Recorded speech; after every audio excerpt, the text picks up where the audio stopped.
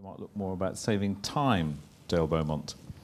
Now, you are, your phrase that you've said here is software is a wonderful thing, and I know you're a great consumer of software, things that make you more effective with your time. You've got some favourites to share with us as well, I think. Absolutely. So I totally agree with the whole idea of, strategy is really important, but when you also drill down some tools, if you're spending like 10 minutes a day on something, like for example, typing in your username and passwords to access all the different things, if you had something like LastPass, which remembers passwords, you could save probably 10 minutes a day, which translates to about 2 weeks per year. So that's just one example to remember all your username and passwords called LastPass. Another one's called Evernote.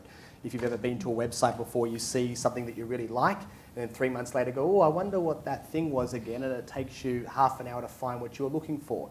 So Evernote is a little button that you push it. If you see something you like and go, oh, I might need that in the future, click one button, takes a photo of the whole entire screen, scrapes all of the copy off the website, and all you have to do is remember one thing that was on that page, type it into the search bar, and it will come up instantly. So that's called Evernote. Another one is having a good database or CRM system. So I can send an email out to 30,000 people that are on my database, and I can do it in about 5 minutes or so. I know people that take 6 hours to send an email out to their to their customers. And so little things like that do make a big difference. And so another thing is, remember birthday alarm. I'm just trying to rattle off. There's probably about 20 different tools that I use in my business to remember birthdays. It just sends you a reminder email 7 days before the birthday, so you can write a little handwritten note, and then another one on the day if you want to pick up the phone and give them a call. So on all of your order forms, add date of birth. People don't even realise what they're doing when they're filling out the form. You just take that, put it into your system, and then you remember people's birthday, and you look like a hero. And you haven't had to do it through Facebook. So they're just a few little strategies that you can use. And so little numbers add up. 10 minutes here, 5 minutes there. Another one, I like to watch a lot of video content. I'm big into education. There's a tool now called My Speed, where you get like a speed slider. So whenever you watch a video, because if I'm talking, most people can understand someone talking 3 or 4 times faster than what most people talk on a daily basis. And so if I'm watching a 30-minute video, I can watch a 30-minute video in about 7 minutes just by speeding it up. And so little things like that, do affect, how much you can get done in a day. And all your videos sound like Donald Duck, presumably. But I can still understand and make it out. But then if I really, want to pay attention, I slow it down. But if it's stuff that I kind of already know, I'll speed it up and I'll get the gist of it. And it's just about how you can do more with less, because that's the only commodity that you can't stretch or grow in your business is time. And someone once said the millionaire and the beggar have 24 hours in the day. So it's about how we use the most precious resource that we have in our business, which is our time. And these little things do add up and make a big difference. Fantastic. Quick run down the panel, your favourite time-saving gadget device or tool? Well, I've got one. It's not a time-saving device, but it shows you where your time's going, and that's rescue time. So if you put rescue time onto your computer, it shows you where you've been spending your time. And at the end of the week, it gives you a little summary of what you've been doing. And it doesn't save you time to begin with, but once you've had a look at that a few times, it makes you think differently about how you spend your time during the week. Terrifying. Okay, thank you.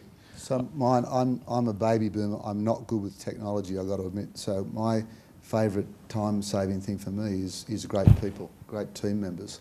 Back to your point about what's your time worth. And so I have a few people that support me in the work that I do, and I just think that's fantastic. So even early on, you might think, I can't afford to put someone on. I would really suggest that that's probably one of the best decisions you can make. If it's, if it's $100,000 and it's $200, put someone on who's going to really support you, and you're going to support them and give them a great career. But never underestimate just how much you can delegate. Delegate it or help them develop. Thank you. I'm going to go back to Richard and Naomi. Look, and for me, obviously, it's my smartphone. I mean, the ability to be able to get emails and deal with them on the go when you're remote from the office is fantastic. And of course, if you couple that with your printer and your e-print, you've got the whole game solved.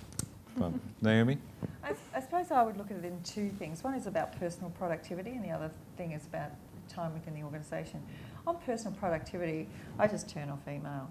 It is amazing that if you turn on email for 5 minutes, you can deal with about 23 emails in 5 minutes, versus somehow if you left it on the whole day, it would have taken you all day to deal with them. So just having those times where you just check in, and I know people probably heard that before, Also just on the personal productivity for time things, I just pick the 3 things that I have to do before I go home in a day, and it's amazing how you get focused. Like, you're not allowed to go home until you get these 3 things done, and it really does focus you on what you said you're going to do in the day. So that's just on personal productivity. But in terms of the organisation, rhythm sets you free. When people know what to expect, when to expect it, and how it's going to turn out. So we have a very sophisticated rhythm of meetings, one-on-ones, team meetings, huddles, company-wide meetings. So everybody knows where they need to be at what time and when, and they know the agenda of what they have to achieve when they get there. When I was at Ansett, I never could get any time with my manager. I would hop on each leg outside the office, trying to get his attention. He would deign to speak to me, and often it would go weeks and weeks because I knew he was avoiding me because I was quite earnest and rather painful, and wanted to get work done, which was very inconvenient. When I was at Apple, I then joined Apple straight afterwards, and my manager had a meeting set aside for me, 10 a.m. every Monday morning, and this was the agenda. What are you working on? What are you proud of? What are you going to, how are you working on your KPIs this week? The Apple language. And guess who I worked harder for? I knew where I needed to be, what time, and how it's going to turn out. And rhythm sets you free. And people know where they stand and what they're up to. They know they're going to be heard, listened to. And also it means that they're not sending you emails all week asking you for stuff because they know they're going to meet with you.